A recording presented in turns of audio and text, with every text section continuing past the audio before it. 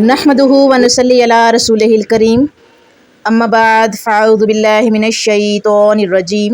بسم اللہ الرحمن الرحیم۔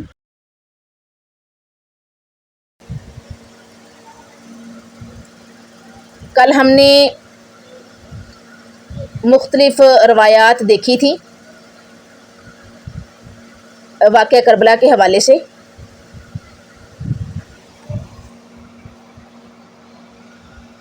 آگے آج اس سلسلہ کلام کو جوڑتے ہیں۔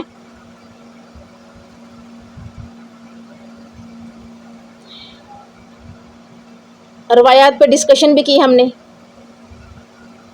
کہ یہ جو پانی کی بندش ہے اس کی جو روایات ملتی ہیں ہمیں کہ جی پہلی یعنی کہ جب وہ پہنچے ہیں وہاں پر تبھی سے پانی بند کر دیا، یا 7ویں محرم سے پانی بند کیا، وہ پیاسے تھے، وہ انہوں نے منت بھی کی، انہوں نے تقریریں بھی کی، یہ سارا کچھ جو ہے وہ ہم نے کل ڈسکشن اس پہ کی تھی اور سمجھنے کی کوشش کی تھی۔ اب کل ہم نے جو ہے یہ پڑھا کہ ایک روایت کی جو ہے وہ اندرونی شہادت کے بندش آب یعنی پانی کی بندش صرف یہ تھی کہ گھاٹ روکا گیا تھا۔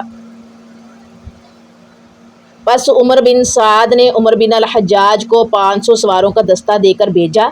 اور وہ گھاٹ پر جا اترے اور حسین اور ان کے ساتھیوں اور پانی کے بیچ میں حائل ہو گئی۔ اس کے علاوہ اس بات کی بھی علامت روایت کے اندر پائی جاتی ہے کہ یہ کارروائی 10 تاریخ ہی کو عمل میں آئی جو جنگ کا دن تھا، کیونکہ روایت میں یہ جو آپ کے سامنے الفاظ رکھے ہیں اس کے بعد وَذَلِكَ قَبْلَ قَتْلِ الْحُسَيْنِ بِثَلَاثَ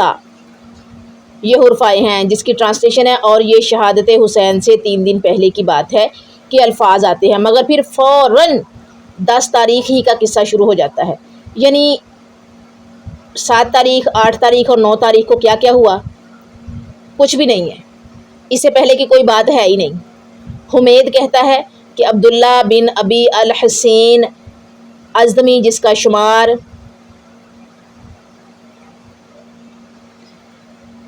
ان میں ہوتا ہے، حضرت حسین کے مقابلے پر آیا اور کہا کہ حسین تم پانی کو دیکھ رہے ہو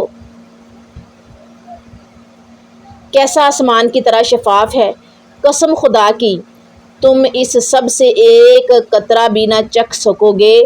حتیٰ کہ پیاس سے دم نکل جائے، معاذ اللہ۔ یہ جو مقابلے پر نکلا شخص اس کے الفاظ ہیں، یعنی وہاں پر لفاظی جنگ ہو رہی تھی، تلواروں سے، تیروں سے اور برچھوں سے اور جنگ نہیں ہو رہی تھی۔ تبری میں ایک لفظ ہے شریعتا جس کے معنی گھاٹ یا گھاٹ کا راستہ کے ہے، اور یہ جو حمید آیا تھا اس کا شمار قبیلہ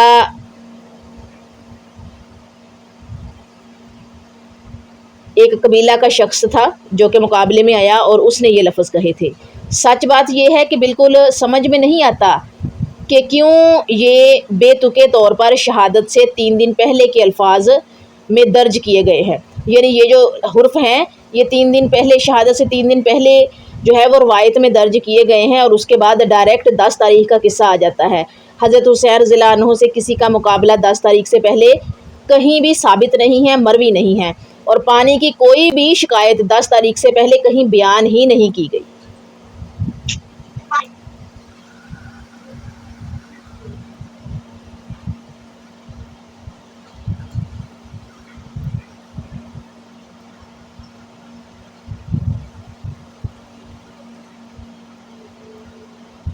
اس روایت پر غور و فکر کے سلسلے میں اس کے راوی حمید بن مسلم کے کردار پر بھی نظر ضروری ہے کہ واقعہ کربلا کے سلسلہ میں اس کی روایات بے شمار ہیں جن میں اس بات کی نہایت واضح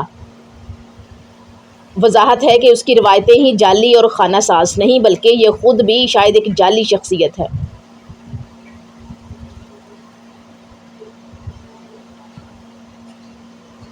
ویسے تو یہ اپنے آپ کو ابن سعد کی فوج میں شامل بتاتا ہے، اور جب تک واقعہ شہادت ہو نہیں جاتا یہ اپنا ذرا سا بھی ہمدردانہ کردار اہل بیت کے ساتھ نہیں دکھاتا، مگر جیسے ہی یہ واقعہ ہو جاتا ہے، نہ صرف اس سے بڑھ کر اہل بیت کا کوئی ہمدرد کربلا میں نظر نہیں آتا، بلکہ معلوم ہوتا ہے کہ یہ مخالف صف کا نہیں، صف حسینی کا آدمی تھا۔ جنگ کے وقت میں حضرت حسین نے دشمنوں کی جارحیت اور صفاقی پر جو رد عمل اللہ سے دعا یا بد دعا کی صورت میں یا اظہار رنج و علم کی صورت میں ظاہر فرمایا، اس کا ایک ایک لفظ آپ اس شخص کی زبان سے سن لیجئے جیسے یہ حضرت حسین کے ساتھ بندھا ہوا تھا، ان کا ہمزاد تھا، کوئی ہمزاد ہو۔ ایسا لگتا ہے کہ واقعہ کربلا کے 3-4 سال بعد یزید کی موت کے ساتھ ہی جب وقت بدلا اور ایک طرف حضرت عبداللہ بن زبیر اور دوسری طرف مختار صفکی نے ہمدردانہ بنی امیہ اور قاتلان حسین کے لیے زمین تنگ کر دی، تو بہت سے لوگوں نے عافیت طلبی کے لیے چولا بدلا۔ یعنی 3-4 سال کے بعد جب یزید کی موت ہوئی تو پھر ایک طرف حضرت عبداللہ بن زبیر اور دوسری طرف مختار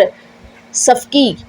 جو تھے ہمدرد تھے بنی امیہ اور قاتلان حسین کے لیے، انہوں نے بنی امیہ کے لیے اور جو حسین کے قاتل تھے ان کے لیے زمین تنگ کی، تو بہت سے لوگوں نے عافیت کے لیے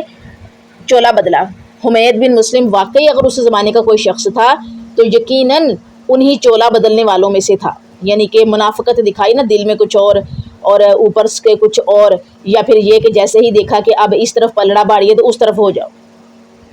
اہل بیت کی ہمدردی میں طرح طرح کے غم انگیز افسانے جو ہے وہ لوگوں کو سنائے ہیں، خود سے گڑھ گڑھ کے، یہاں تک کہ اس معاملہ میں اپنے آپ کو شمر جیسے سخت آدمی سے بھی لڑتا جھگڑتا اور اسے مغلوب کرتا ہوا جو ہے وہ دکھاتا ہے خود کو، جو کہ روایات کی روشنی میں حادثہ کربلا کے سب سے بڑا ذمہ دار ہے، اور جس کی آمد کے بعد ابن سعد کو بھی اس قتل و قتال پر مجبور ہونا پڑا تھا، جس کو وہ برابر ٹالنے کی کوشش میں لگا تھا۔ ان افسانوں سے جن میں سے ایک یہ بندش آب یعنی پانی کی بندش والا افسانہ بھی ہے کہ جی 7ویں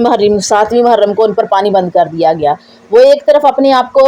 جو ہے وہ ان کی محبت والے اہل بیت سے محبت کرنے والوں میں شمار کرا رہا تھا، دوسری طرف نظر آتا ہے کہ وہ اس موقع سے ذاتی اور خاندانی رنجشیں، رقابتیں، دشمنیاں بھی چکا رہا تھا،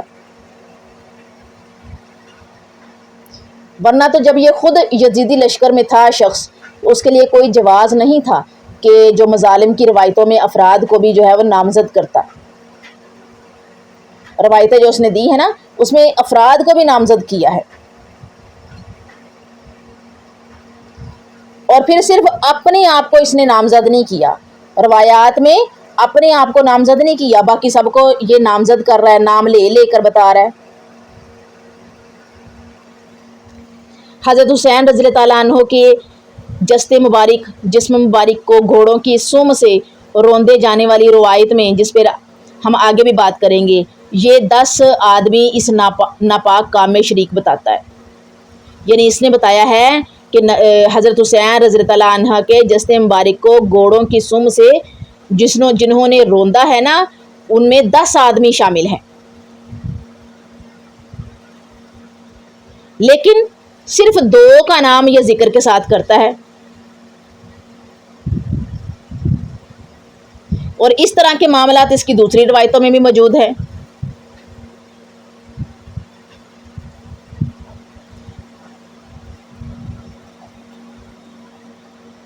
اب خلاصہ کلام دیکھتے ہیں کہ یوم عاشوراء کے واقعات کی روایتوں کے سلسلے میں جن مختلف پہلوؤں کو یعنی کہ اوپر کے جو میں نے آپ کے سامنے رکھا سارا کچھ، جو حرف رکھے، روایتیں رکھی کہ یہ روایت ہمیں یہ بتاتی ہے، اس کی روایت ہمیں یہ بتاتی ہے، اور اس کی روایت ہمیں یہ بتاتی ہے، ٹھیک ہے، کہ تو مختلف پہلوؤں کو اجاگر کیا گیا، ان کے پیش نظر، ان کو مد نظر رکھتے ہوئے اس بات میں کسی شبہ کی گنجائش نظر نہیں آتی کہ یہ روایتیں بالعموم ناقابل اعتبار بلکہ بیشتر جو ہیں وہ رد کرنے کے قابل ہیں۔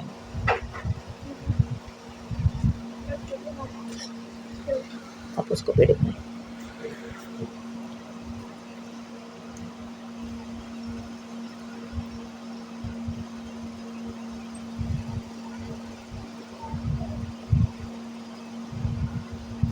اب یہاں پر جو ہے محمد باقر کے حوالے سے نقل کی گئی ہے ایک روایت جیسی روایت حضرت محمد الباقر کے حوالے سے نقل کی گئی ہے روایت کہ جب حضرت کربلا میں ٹھہرنے پر مجبور ہو گئے اور کوفیوں کی غداری لشکر عمر بن سعد کی شکل میں عملاً سامنے آ گئی، یعنی کہ عملی طور پر وہ سامنے آ گئے، تو آپ نے اس نئی صورتحال سے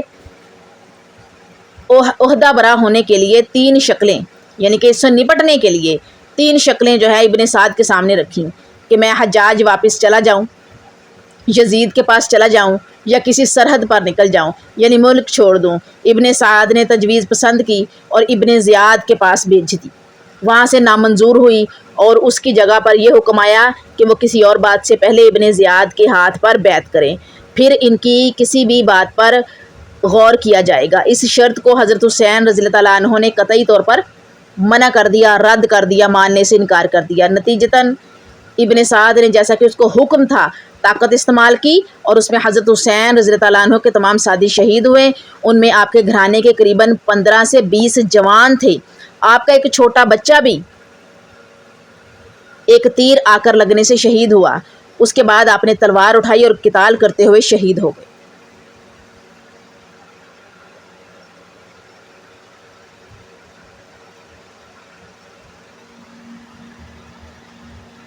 اب یہاں تک تو ہم نے دیکھ لیا کہ جی روایات کیا کیا کہتی ہیں، کون سی روایت کیا بتاتی ہے ہمیں، کون سی روایت ہمیں کیا بتاتی ہے کہ جی پانی بند کیا گیا، شہادتیں ہوئیں ایسے۔ اب ہم شہادت کے بعد کی کہانی بھی تھوڑی سی ڈسکس کر لیتے ہیں کہ روایتیں ہمیں کیا بتاتی ہیں۔ شہادت تک کے مرحلے میں جس طرح کی بے سروپا کہانیاں اللہ ہی جانتا ہے واللہ علم کہ بنانے والوں نے کن کن مقاصد کے لیے بنائی ہیں، کون کون سے مقصد اس میں سے نکالنے تھے، ہمارے اہل تاریخ نے شائع کی ہیں۔ ان کہانیوں کا سلسلہ شہادت کے المناک مناظر پیش کرنے پر ختم نہیں ہو گیا، ختم نہیں ہوا، جنہیں پیش کرنے کی ہمت ہم اپنے اندر نہیں پا سکتے، کیونکہ ایک جھوٹ سے خواہ مخواہ دل زخمی کیا جائے، بلکہ ان سے بھی بدتر قسم کا مناظرہ دکھانے والی کہانیاں ہم اپنی انہی تاریخی کتابوں میں شہادت کے بعد کے سلسلے میں پاتے ہیں، جن میں سر فہرست ہے خواتین کی بے حرمتی۔ شہادت اور اس کے جو دلدوز مناظر ہیں جس روایت کے اندر آتے ہیں، اس کا خاتمہ خواتین اہل بیت کی بے حرمتی پر کرتے ہوئے بتایا گیا ہے۔ خواتین اہل بیت کی بے حرمتی کرتے ہوئے اس کا خاتمہ کیا گیا ہے کہ حضرت حسین رضی اللہ تعالیٰ عنہ کا سر تن سے جدا کرنے اور آپ کے جسم کی پوشش، کپڑے، جوتے، ٹوپی، کھسوٹ لینے کے بعد یہ لوگ خواتین اور خیمے کے مال و اسباب پر ٹوٹے۔ حد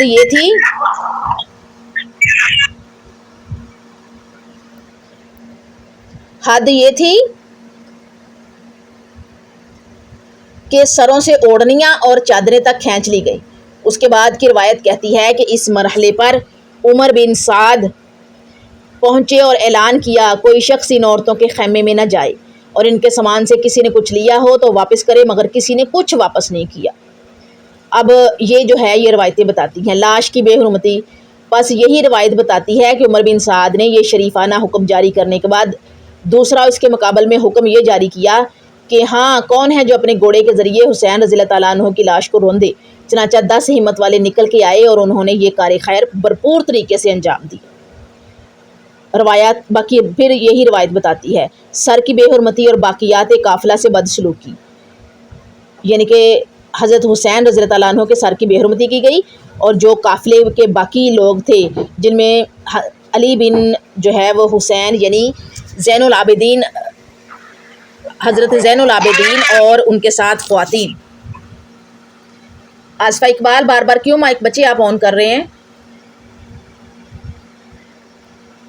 تو جو خواتین اہل بیت تھیں، اسی روایت کے مطابق آپ کا سر فوراً کوفے کو روانہ کیا گیا اور دوسرے دن قافلے کی خواتین اور باقی ماندہ بچوں کو ساتھ لے کر عمر بن سعد اور اس کی فوج نے کربلا سے کوچ کیا۔ آگے کی ایک روایت کے مطابق جس کا راوی حمید بن مسلم ہے، حضرت حسین رضی اللہ تعالیٰ عنہ کا سر اور آپ کے اہل بیت جب ابن زیاد کے یہاں پہنچائے گئے تو اس نے سر کی بھی بے حرمتی کی، اپنی چھڑی اور زبان سے کی اور اہل بیت کے زخمی دلوں پر بھی خوب نمک چھڑکا۔ اور پھر اس کے آگے آنے والی روایت کے مطابق حضرت علی بن حسین یعنی حضرت زین العابدین رضی اللہ عنہ جو کہ کربلا میں بیمار صاحب فراش ہونے کی وجہ سے میدان جنگ میں نہ نکل سکے تھے، اور بعد میں خود حمید بن مسلم کی عنایت سے بچ گئے تھے۔ ان کو باقیات اور قافلہ میں دیکھنا ابن زیاد کو اس قدر ناگوار ہوا کہ توبہ استغفر اللہ، اس نے ان کا سطر کھلوا کر بالغ اور نابالغ ہونے کی جانچ کرائی اور نتیجے میں بالغ پا کر قتل کا حکم دیا، مگر پھر مختلف روایتوں کے مطابق مختلف وجوہات کی وجہ سے ان کی جان بخشی کر دی گئی۔ اب مجھے یہ بتائیے کہ اس طرح کے جو معاملات روایتوں میں ملتے ہیں، ابن زیاد نے پہلے حکم دے دیا قتل کا اور اس کے بعد جو ہے وہ جان بخشی کر دی، کیوں جان بخشی کی؟ کوئی اس کی وجہ، ریزن اس کی کوئی؟ جبکہ بتایا جاتا ہے کہ جی قافلہ تو بیچارہ لٹا پٹا جو ہے پہنچا وہاں پر، قافلہ لٹا پٹا وہاں پہنچا ہے، بیچارے حال و بحال ان کو یعنی کہ پہنچایا گیا، اہل بیت اور حضرت زین العابدین رضی اللہ تعالیٰ عنہ کو، بچے، عورتیں اور ایک مرد، تو وہ تو جو مرضی ان کے ساتھ کر سکتے تھے۔ جب سارے شہید کر ہی دیے تھے، اہل بیت کو شہید کر دیا، جو ان کے ساتھی تھے ان کو شہید کر دیا، اور باقی کے جو ہے ان کے دسترس میں تھے، ان کے پاس نہ کوئی ہتھیار تھا، کچھ بھی نہیں تھا، اور ایک مرد تھا ان سب عورتوں اور بچوں کے ساتھ، وہ بھی بیمار، تو پھر وہ تو اپنے دربار میں ہی ان کا خاتمہ کروا سکتا تھا نا، جان بخشی پھر کیوں کی؟ اور تھی بھی لشکر میں زیادہ تر اہل بیت عورتیں۔ اب یہ ذرا ایک تنقیدی نظر ڈالتے ہیں اس پر۔ پچھلے باب میں ہم نے جو ہے وہ آپ لوگوں کے سامنے ہم نے ڈسکشن کی تھی اس واقعہ کی، روایتوں میں روایت اور روایت کے اصولوں کے اعتبار سے اس قدر ناقابل قبول اور ناقابل قیاس باتیں بری ہوئی ہیں کہ کسی بھی روایت کو، خاص کر جس سے کسی پر کوئی الزام آتا ہو، قبول کرنا اور مان لینا ایک بڑا مشکل اور بھاری ذمہ داری کا کام ہے، کیونکہ شبہ کا فائدہ تو ملزم کو دیا جاتا ہے، اور ہر مہذب قانون کا ضابطہ ہے، شریعت اسلامی کا ضابطہ بھی یہی ہے۔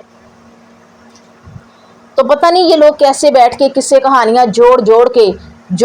کے رو رو کے پیٹ پیٹ کے جو ہے وہ عوام کو سناتے ہیں، جیسے یہ خود وہاں پہ ان کے پاس موجود تھے اور ان کے منہ سے، ان کی زبان مبارک سے اہل بیت کی، حضرت جو ہے وہ حسین رضی اللہ عنہ کی زبان مبارک سے جو لفظ لکھ رہے تھے، یہ کاغذ پینسل لے کے ساتھ ساتھ گھوم رہے تھے اور وہ لکھ رہے تھے۔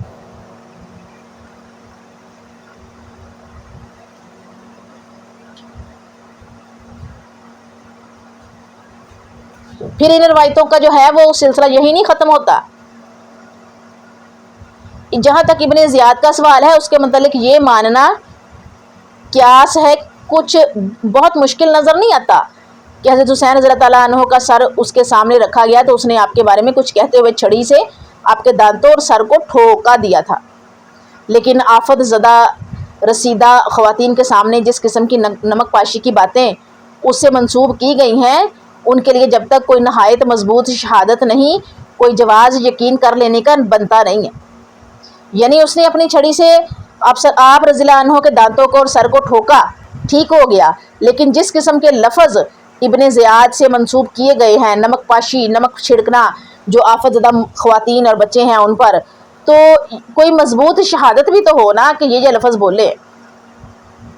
اگر بولے بھی ہیں 2 لفظ، 4 جملے، 5 جملے، 10 جملے، انہوں نے تو پوری کہانیاں لکھ دی ہوئی ہیں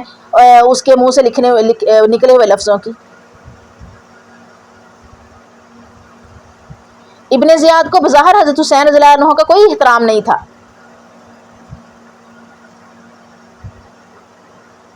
اگر کوئی احترام ہوتا نا ابن زیاد کو تو کربلا کا سانحہ پیش ہی کیوں آتا؟ اور حضرت حسین رضی اللہ عنہ کے لیے بے احترامی کی وجہ کیا ہو سکتی ہے؟ یہ ہو سکتی ہے کہ وہ ابن زیاد جس حکومت کا عہدہ دار بلکہ پشتینی نمک خوار تھا، پشتوں سے وہ نمک خوار تھا، حضرت حسین رضی اللہ تعالیٰ عنہ اس کو چیلنج کرنے کے لیے نکلے تھے، خواتین بیچاری محض ان کے تابعہ تھی اور انہوں نے کوئی عمل یزید کی حکومت کو چیلنج کرنے کا نہیں کیا تھا۔ اب آپ مجھے ایک بات بتائیے، یہ جو کامن سینس والی بات ہے، آپ ذرا خود بتائیے گا کہ اگر حضرت حسین رضی اللہ عنہ کو پتہ ہوتا کہ جی یہ جو جنگ ہے وہاں پر ہو جانی ہے اور شہادتیں ہو جانی ہیں، وہ اتنی ساری خواتین اور بچوں کو ساتھ لے کر کیوں نکلتے؟ وہ جنگ کے ارادے سے تو نہیں آئے تھے، وہ تو کوفیوں نے بلایا تھا ان کو کہ ہاں جی ہم تو آپ کے ہاتھ پہ بیعت کریں گے، آپ آ جائیں۔ اور پھر مسلم بن عقیل رضی اللہ عنہ کو جب وہاں پر بھیجا، مسلم رضی اللہ عنہ کو جہاں وہاں بھیجا، تو وہاں پہ کوفیوں نے 12,000 کوفیوں نے ان کے ہاتھ پہ بیعت کی اور ان کا استقبال کیا، اور پیچھے جب مسلم بن عقیل نے خط لکھ کر قاصد بھیج دیا کہ آ جائیں، کوفی والے جو ہیں وہ کوفی جو ہیں وہ اس طرح سے انہوں نے استقبال کیا، وہ ہمارے ساتھ ہیں، آپ آ جائیں، تو وہاں سے جو ہے وہ قاصد کا پیغام پا کر وہاں سے رخصت ہوئے ہیں۔ ان کو یہ تو نہیں پتا تھا کہ جنگ ہو جانی، اگر جنگ کا ہوتا تو وہ اور زیادہ صحابہ جو نبی صلی اللہ علیہ وآلہ وسلم کی زندگی کے صحابی تھے، کیا وہ نہ آتے، ان کی اولادیں نہ ساتھ آتی، وہ سارے جو مدینے میں تھے وہ ساتھ نہ آتے، مدینے اور مکے میں اعلان نہ ہوتا کہ بھئی جہاد پہ جانا ہے، آ جاؤ۔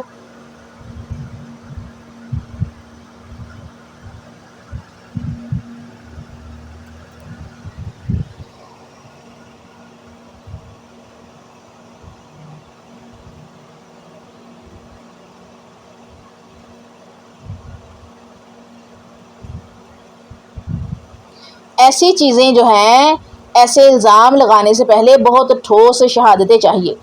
یہاں شہادت کس کی ہے؟ حمید بن مسلم کی، ایسا جھوٹا اور لپاٹیا بندہ جس کے افسانے اور جس کے جھوٹ اور افسانہ تراشی کی شہادت خود طبری کے اندر کی اس کی روایتوں میں موجود ہے۔ طبری کے اندر میں حمید بن مسلم کی ہی روایتیں موجود ہیں اور اس میں اس کا جھوٹ موجود ہے، حتیٰ کہ انہی روایتوں میں سے ایک روایت یہاں پر ہم نے جو ہے آپ کے سامنے رکھی ہے، اور حمید بن مسلم کی جو روایتیں اس میں تضاد پائے جاتے ہیں۔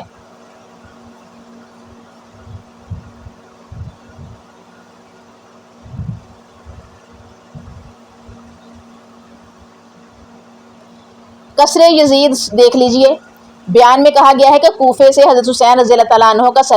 سر امیر یزید کے پاس دمشق بھیجا گیا،